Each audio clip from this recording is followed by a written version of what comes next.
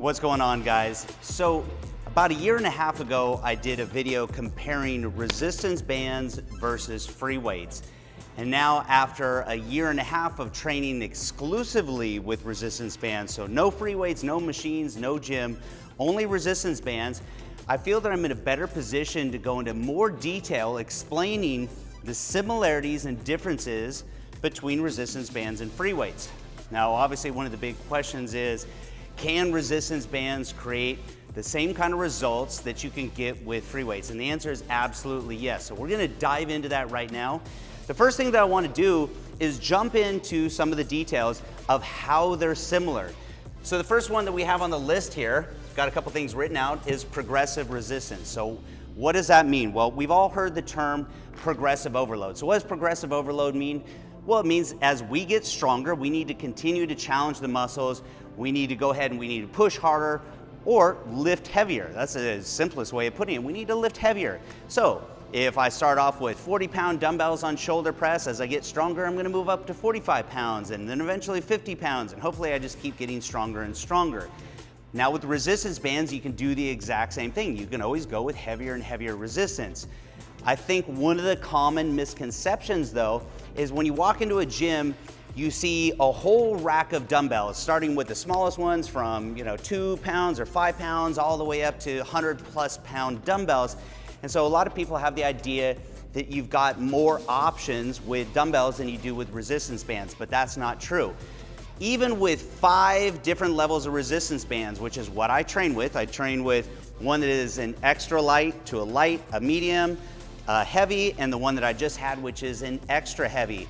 But with those 5 bands, I don't just have 5 levels of resistance. First of all, I can create different levels of resistance by how much I stretch the band. And that is one of the things that we're gonna be talking about here, and that is actually linear variable resistance. I don't wanna jump ahead though, but just know that we can create progressive resistance just like we can with free weights, meaning we can go heavier as we get stronger. So both free weights and bands are the exact same when it comes to progressive resistance. The second one on the list is variable speed. What does that mean? Well, that means I can control the concentric. So if it's a shoulder press, the concentric is your positive. I can control the speed of my negative or the eccentric or even the isometric. I can hold that. So I can control my total rep speed, which equals time under tension. That's an important variable when it comes to building muscle. So with both free weights and with resistance bands, we can control the speed of our reps. And actually, resistance bands have an advantage here, and that's because you can train explosively with resistance bands, where it's a little more difficult with free weights. If I were to press a free weight really fast, once that weight gets in motion, some of that momentum carries through and it robs us of resistance. Now, with resistance bands, you cannot create that kind of momentum, so it allows us to train a lot more explosively. So what's the muscle building benefit of that? Well, the muscle fibers that have a tendency to grow bigger and stronger, your fast twitch muscle fibers, those are the ones that make us run faster and jump higher. So training explosively has distinct muscle building benefits. So that's one advantage right off the bat that resistance bands have over free weights. The next one, free range of movement. Simply means, say with dumbbells, we're not locked into one range of movement. I can press the dumbbells up, I can press them in, I can move them any direction that I want to, versus machines where sometimes you're just locked into a range of movement. Now with resistance bands, we can do the exact same thing, train all sorts of different angles. We know that training a muscle at different angles is important for maximum muscle development. With resistance bands, we have the exact same thing, plus resistance in different planes. So I don't want to jump ahead though, but know that you have the same kind of free range of movement with resistance bands as you do free weights. The last one, and this is a big one, mechanical tension. What does that mean? Well, that is simply just that opposing force. If we're doing curls, that is the force pulling against my muscle, which is going to be with a free weight, that is going to be gravity pulling that dumbbell down. So that's creating tension. And that is all your muscle knows is tension. Now resistance bands create tension. If I were to curl a big giant rock, that creates tension.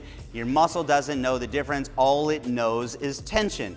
So free weights, dumbbells, resistance bands, machines, they're all just tools. It depends on how you use them. So they all create mechanical tension. So you got to get it out of your head that resistance bands can't create the same kind of tension that free weights can, because they absolutely can. So let's move into some of the advantages that resistance bands have over free weights. And the first one is linear variable resistance. And all that means is that as you stretch a resistance band, it gets harder the more you stretch it. So what's the advantage of that? Well, picture this. How many times have you been doing biceps curls where you get stuck at the bottom? You know that once you get past that sticking point, you can finish the range of movement. Well, that's because typically, we are weaker at the bottom and we get stronger towards the top. So that's why a lot of people cheat. They swing trying to get past that sticking point, or that's when you have a spotter help you pass that sticking point. Well, the nice thing with resistance bands is down at the bottom, they're a little bit easier, and the more I stretch them, the harder they get. So as I get to the top in my strongest position in a peak contraction, that's when I've got maximum tension in resistance bands. So now I don't have to cheat, I don't need a spotter, because the resistance or the tension created by bands more closely matches the natural strength curve of our muscles. So that's a really cool one, and I actually can demonstrate here. I've got a good example. I've got two ways to actually show you what linear variable resistance looks like. Now, the first one, I've attached the resistance band to a dumbbell here, and I want you to see that as I press it, at first the dumbbell stays on the ground because there's not enough tension in the band yet to lift it off the ground. And as I go through the range of motion, all of a sudden you'll start to see that dumbbell come off the ground. Shows you the more you stretch it, the more tension it creates, enough tension to actually lift the dumbbell off the ground.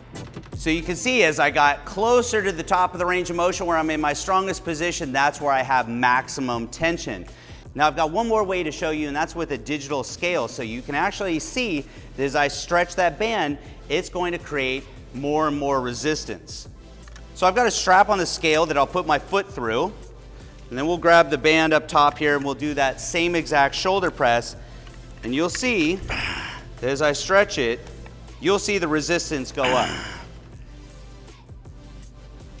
Okay, so that is linear variable resistance, and this is one of the key benefits of resistance bands compared to free weights. And this is also why power lifters, people training for strength, are using resistance bands in combination with free weights to improve the strength in their squat, bench press, etc. Moving on to resistance in multiple planes. Now with free weights, we only have resistance in one plane, and that is the vertical plane. And because the resistance created is from gravity. Literally, the weight of the dumbbell or bar, whatever you're using, is creating the tension from gravity. So that means we only have that resistance in that vertical plane. This is why when we're doing bench press, we have to lay on our back and we have to press up. One of the advantages of bands is we don't need benches anymore because we can do things standing up, laying down, whatever we want. I could press up, I could press out, I could press down, because I can create resistance in any plane because the resistance is coming from the band itself, not from gravity. What is the advantage of this? Well, for one, functional strength. Think about an athlete. You could take a football player who could be big and strong, you'd put him in the gym, and maybe he can bench 405 for 10. But now you take him off his back or off his ass and you stand him up on the ground. Does he know how to transfer all that power the same way? Can he transfer it from the ground up through his legs and through his core? And that is functional strength. With resistance bands, you have to learn how to do that, because if we're doing presses, I have to brace myself and I have to stabilize my core. So for any kind of athlete, whether you're a baseball player or a football player or a boxer or martial artist, think about where all your punching power comes from. They always tell you it comes from your base, from your core. So that's why training with resistance bands is one of the techniques that all professional athletes use. The best athletes and the best trainers in the world are using resistance bands for that very reason. Constant tension. All right, going back to our example of doing curls. How many times have you gotten to the very top and you felt all the resistance here, and then right as you got into a peak contraction where you want the most resistance, you don't really feel anything because you can kind of almost brace it right here. You can rest that weight. Now with resistance bands, you're gonna have that tension all the way through the range of motion because we're not relying on gravity anymore to create that resistance. It's the band itself. So at the top where we want peak contractions, peak resistance, we're getting maximum resistance all the way through that range of motion, and that is a distinct advantage. Later on, we'll get into another video, we'll talk about the factors of building muscle beyond just mechanical tension, including metabolic stress, which is the pump, and that's the burn that you feel, the lactate that builds up in a muscle as we start to get that pump. So constant tension is very, very important for building muscle. There's a reason why professional bodybuilders, before they step on stage, are using resistance bands to pump up, because they're great for that because of constant tension. So those are the ways that resistance bands and free weights are similar. The advantages that resistance bands have over free weights, and there's also a couple more that I didn't write on here, one of which is a really simple one. They're lightweight and they're portable. You can take them with you anywhere. You can throw them in your backpack, you can take them to the beach, you can take them on vacation. For me, I like having that freedom to be able to train anywhere I want. I don't have to go to the gym anymore, so it saves me a lot of time, so there's a lot of efficiency there. So now I can train anywhere I want. I can take it to cool places. I can take it when I go backpacking. I can take it to the beach if I want to and get an awesome workout on the beach. So that portability, that freedom to train anywhere and train anytime is really important to me. So that the fact that they're lightweight and portable is really, seems like a simple benefit, but it's a key benefit right there. I would also say that they're cost effective. Look at the cost of a gym membership. You multiply your monthly membership over the course of the year, and in comparison, resistance bands are actually really, really cheap. So you've got every kind of exercise that you could think of. Anything that you can do in a gym, you can mimic that movement with resistance bands. So you literally have a whole gym's worth of exercises in just a couple bands that you can stuff into a little tiny bag. So distinct advantage, one of the things that I love about resistance band training. We'll cover it in other videos, but there's some other things that are big factors. I would say that when it comes to creating the proper amount of tension, both constant tension, but also the proper amount of mechanical tension to build muscle, it comes down to technique, how you anchor the bands, where you grab them or where you mount them as far as anchor points, etc. Because that's one of the things, if you look at some of the studies where they say, oh, well, resistance bands don't build muscle the same way as free weights. Well, if you look at the fine print in the study, that's because they'll say that at the bottom of the range of motion, there wasn't any tension because the band was slack. Well, no kidding. If you don't have any kind of tension on the band, how's it going to build muscle? So it comes down to proper technique, how you use the bands. All right, so I guess that's a wrap of comparing free weights versus resistance bands. Make sure you check out the next video where we talk about muscle building specifically. So how resistance bands can build muscle the same way as free weights, and what are those factors for building muscle beyond just mechanical tension, which is what most people think. Okay, to build muscle, I'm just gonna lift heavier and heavier and heavier, and that's what's gonna build muscle. And that's only one piece of the equation. So we're gonna talk about all those different factors for building muscle. So make sure you go ahead and subscribe and turn on notifications so you don't miss any of those future videos. And that's it for now. I'm James Grage. I appreciate you guys tuning in, and I'll see you next video.